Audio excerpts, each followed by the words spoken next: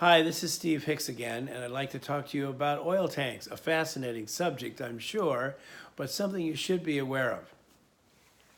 On Queen Anne Hill, I would guess, this is just a crazy guess, but I would guess 85% of the houses have an oil tank somewhere buried on their property because oil was a predecessor to gas in terms of its ability to heat a home.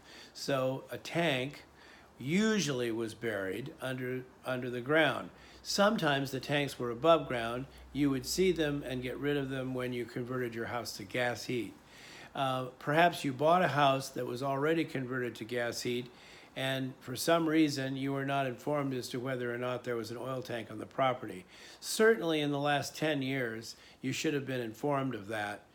Any competent real estate agent would have ascertained whether or not there was an oil tank on the property you were buying and hopefully given you a certificate for decommissioning of that tank. Decommissioning of an oil tank basically means emptying it out of the mix of oil and water that's been sitting in the bottom of it for who knows how many years, triple rinsing it with trisodium phosphate, which is a cleaner. And in Seattle now, in the last few years, it's now required to fill it with concrete slurry, basically concrete, and then removing the cap that it used to allow the oil man to fill the tank with oil. So it can now no longer be used for anything. It becomes an oval-sized rock under your lot.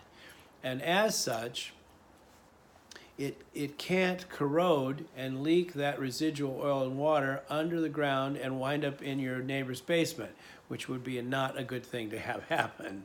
So there's a sound environmental reason why, if you have an oil tank on your property, you should get it decommissioned, and I would recommend doing that prior to going on the market so that you can get this certificate, put it on your listing. The buyer sees it, they acknowledge with their signature that it's done and it's not a problem. Then they keep it for their records for when they sell their house.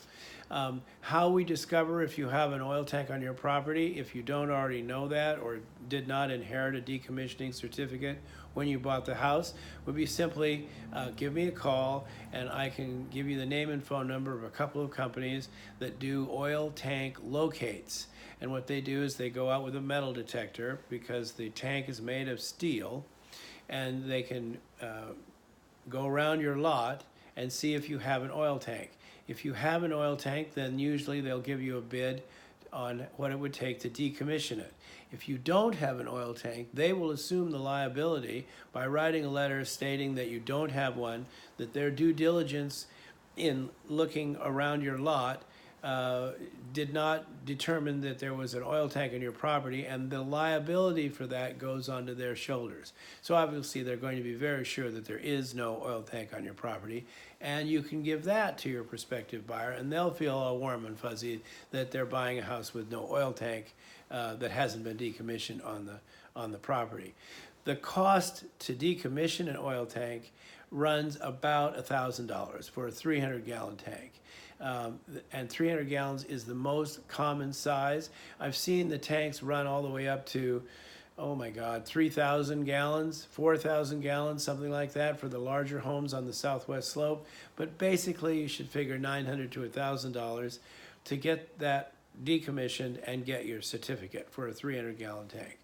Hopefully that's helpful. Call me if you have any questions on this. Thanks for listening.